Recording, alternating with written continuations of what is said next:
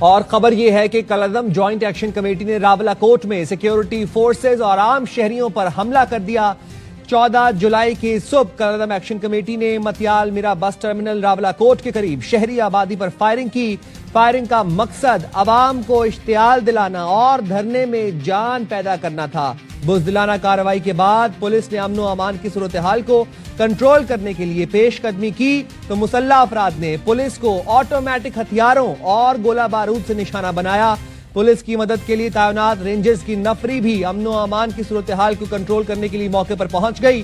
کالعدم committee کی firing سے rangers کا ایک اہلکار شہید جبکہ ایک زخمی ہوا۔ شواہد سے تصدیق ہوتی ہے کمیٹی منظم انداز میں ریاستی رٹ چیلنج کرنے کے ایجنڈے پر کاربند ہے۔ بریگیڈیئر ریٹائرڈ وقار حسن صاحب ہمارے ساتھ موجود ہیں۔ وقار صاحب، شواہد سے تصدیق ہوتی ہے اس چیز کی کہ کالعدم ایکشن کمیٹی منظم انداز میں ریاستی رٹ چیلنج کر رہی ہے اور متعدد بار کر چکی ہے۔ جی بسم اللہ الرحمن الرحیم، thank you very much. I think ابھی کالعدم سے چیزیں آگے آ چکی ہیں۔ اٹس پراپر ٹیررسٹ آرگنائزیشن اور ان کی اگر آپ ٹیکٹکس دیکھیں تو بی ایل اے اور فتنہ اور خوارج سے ڈفرنٹ نہیں ہے۔ صرف یہ کہ چونکہ عوام میں پذیرائی نہیں ہے تو یہ ایک ڈٹ سے ہجان پرپا کرنا چاہتے ہیں۔ باقی دیکھیں ان کے پولیٹیکل مطالبات دیکھ لیں جو عوامی نوعیت کے تھے، ان پہ تو بہت پہلے سے کام ہو گیا تھا، اور ابھی پھر اس کے بعد جس طریقے سے نعرہ بازی کی انسائٹ کیا گیا، نوجوانوں کو کوشش کر رہے ہیں، اسکول کی بچیوں کو یوز کرنے کی کوشش کر رہے ہیں، وچ از ہائیلی انفارچونیٹ، اور یہ شو کرتا ہے بیسیکلی دوول کا جو I would say heinous mindset ہے۔ ابھی میرے خیال میں تو ہماری ریکمنڈیشن ہوگی ریاست کو کہ انف از انف۔ ایک تو آزاد کشمیر کی عوام نے بڑا سفر کیا ہے، انہوں نے خود بند کر کے، اور پھر جو ہے الزام جو ہے وہ گورنمنٹ آف آزاد کشمیر پہ دیتے ہیں جی کہ انہوں نے کیا ہوا ہے، اس طرح درخت گرائے گئے ہیں، رستے بند کو کس لحاظ سے مطلب دیکھا جائے تو یہ عوامی تحریک ہے، it's a terrorist organisation and should dealt with same I would say spirit جس طریقے سے بی ایل اے وغیرہ کے خلاف کارروائی چل رہی ہے۔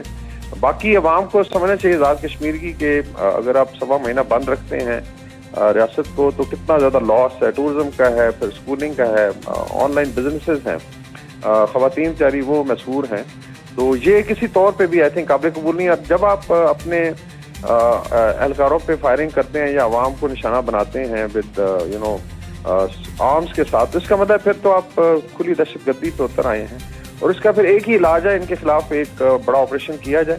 آئی ایم شیور عوام کا ساتھ نہیں دے گی۔ ابھی بھی آپ دیکھیں تو ان کے جلسوں میں بہت کم تعداد ہے، اور صرف ایک اسٹیج پکڑا ہوا ہے اور وہاں سے روزانہ ایک عجیب و غریب قسم کا بیانیہ سامنے آتا ہے، اور دے بیسیکلی وانٹ کیوس، خدا نہ خواستہ بھارت کو ایک ایڈوانٹیج دینا چاہتے ہیں جو آئی ڈونٹ تھنک سو، نہ آزاد کشمیر کی گورنمنٹ نہ پاکستان کی گورنمنٹ یہ چاہے گی، اور انشاءاللہ تعالیٰ ان کے عزائم ڈیفیٹ ہوں گے۔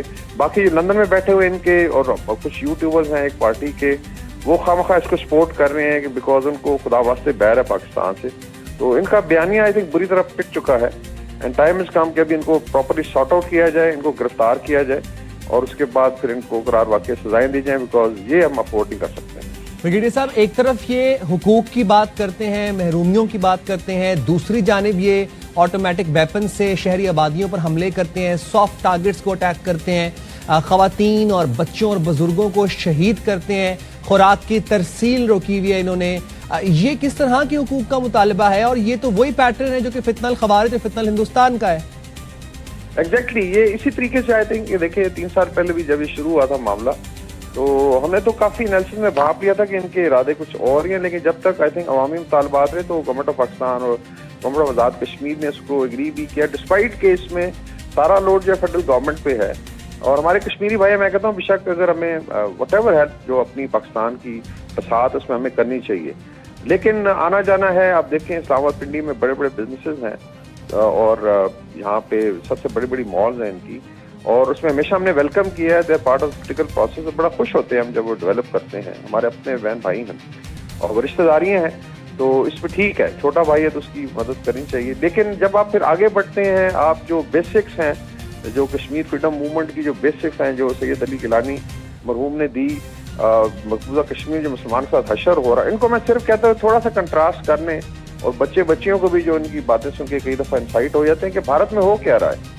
ڈیلی بیسس پہ ایک جینوسائڈ چل رہی ہے مقبوضہ کشمیر، تو سوال ہی پیدا نہیں ہوتا تو فریڈم آف ایکسپریشن۔ یہاں تو ایک پوری ایک گورنمنٹ ہے جس کا ایک وزیر اعظم ہے، صدر ہے، پارلیمنٹ ہے۔ بھارت میں تو ان کی تھوڑی وہ جو حیثیت تھی اسٹیٹ وہ بھی ختم کر کے یونین ٹیریٹری، وہاں لیفٹنٹ گورنر چلا رہا ہے، اور کوئی آزادی نہیں ہے. تو محبوبہ مفتی نے بھی ذکر کیا کہ اٹس مچ بیٹر. باقی ٹھیک ہے, آپ ٹاکنگ پوائنٹس دینے کے لیے جو مرضی بتانا بکواس کریں.